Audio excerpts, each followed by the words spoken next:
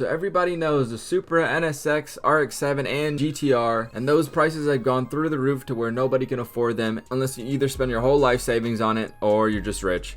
And a lot of us aren't rich, but we still want a car from that era. Some of us, new cars just aren't appealing. Don't get me wrong, the new Corolla GR is pretty sick, but other than that, all the other cars just lack that certain special spice that can only be found in a 90s car with no AC and a little bit above 100 horsepower on a hot summer day with your T-tops off. Today we're going to talk about the 5 most underrated cars from the 90s that you need to buy now before they appreciate just like the legends. And before we get into this video, make sure to subscribe down below, leave a comment, like the video, and join the Discord. So the first car we have on the list is the 1993 to 1998 Honda CRX Del Sol SI. I know it's a long title for the car, but it is one badass car. This car comes with a 1.6 liter inline 4 making 125 horsepower on 106 foot-pounds of torque, which really is not bad for such a small car that only weighs like 2,000 pounds. You get a 5-speed transmission, and what I really don't understand is why this car is so underrated. Nobody really likes these cars. You see them rolling around, crappy paint, some old guy owning them, and like it barely chugging down the road because of lack of maintenance. But this car is a cooler Civic and it looks mid-engine. And especially since the EK Civics are so popular, I just don't understand why the Del Sol is left in the dust. Shit, I don't even know. Like, I can't even tell you that. Like, and since gas prices are so high right now, this 1.6 liter gets 27 miles to the gallon. Not only are you gonna have a fun car, they can have high RPMs ringing down the road, but it also gets great gas mileage. Another amazing thing that you guys are missing out if you have an EK is targa tops. I mean, the EK never came with a targa top, unless I am delusional.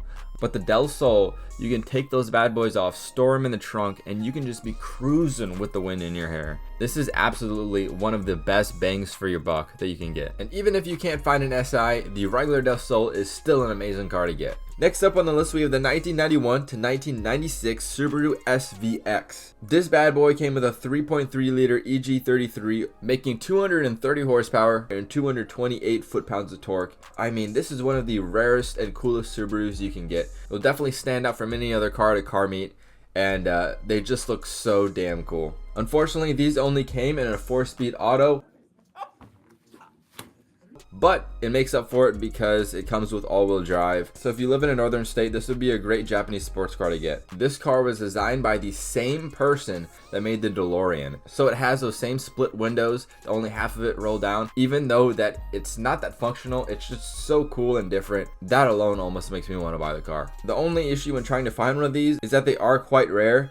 There's only around 700 still around in the USA, but for only being 700 left, they aren't that expensive. Another big downside for this car is that there's low aftermarket support and low support from Subaru itself because they've made such a little of cars of them. So it's just hard to find parts in general for these cars, but when they do work, they work great.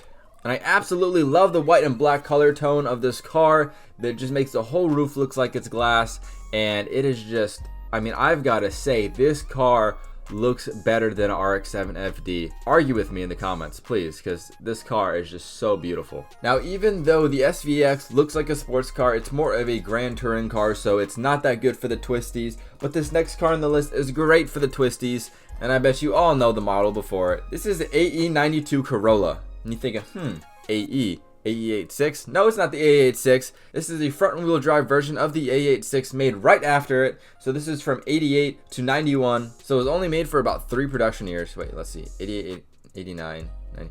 So it was only made for 4 production years, but it was an amazing car. If you got the GTS trim, it came with a 4AGE. For 88 and 89, you got the Blueport 4AG right out of the AE86. And if you get the special 90 to 91, you get the small port 4AGE in it, which is actually the motor I have in my A86. The small port has about 20 more horsepower, and it's a high compression motor, so it loves to rev high.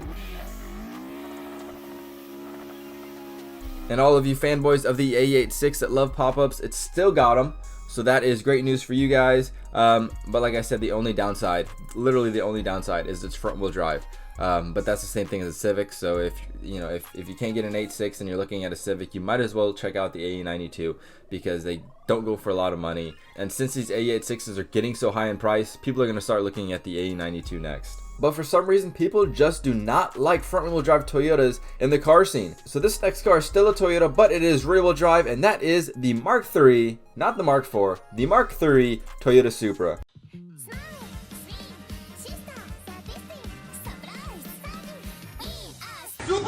This car for some reason is still underrated, even that I think it looks better and it's older and still performs well. It just for some reason did not get the spotlight of Fast and the Furious, so these cars right now go for around 10 grand. If you get the turbo version of the car, the 7M GTE, this motor will make 232 horsepower and 253 foot-pounds of torque. And if you get the regular version, the 7M GE, you're only missing 32 horsepower, so it gets 200 horsepower and 196 foot-pounds of torque. Now, contrary to popular opinion, the Supra is not considered a sports car. It is more of a GT car. So if you're looking for the nimbleness to take on the twisties, I would say the AE92 or the Del Sol is a better car. But if you want a bigger car that could be a better daily driver, but you still can have fun in with a bigger trunk, rear seats, and whatnot, this is the perfect car for you. It's built Toyota tough. I'm taking that straight off of Ford.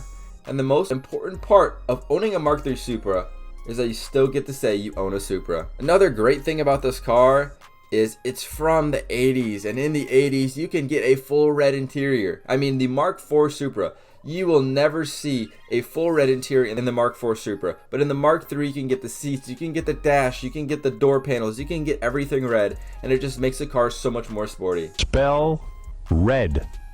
Red? LSTER. The 7M motor isn't that bad of a motor, but if you really wanted to swap it over, the parts to swap it a 1J or a 2J are everywhere, because in Japan it came with a 1J. So yeah, I mean, it's a great car as is, and it's a great car if you wanted to put a 1J in it. And the last car on the list is probably the only Nissan that is still underrated from the 90s, and that is the Infiniti M30, also one of the first Infinitis to come to the USA. It had a short run of 2 years from 1990 to 1992, and only came with an automatic transmission. That is probably because they were trying to compete with Lexus, and at the time the LS400 or the ES250 both were automatic only. So even though they had a manual version in Japan, over here we only got the automatic. And another huge problem is why probably this car is underrated here is that in the States this car only came with a VG30E making 162 horsepower and 180 foot-pounds of torque. But in Japan, because we get nothing nice here, this car came with a VG30ET found in the 300ZX, the Z31,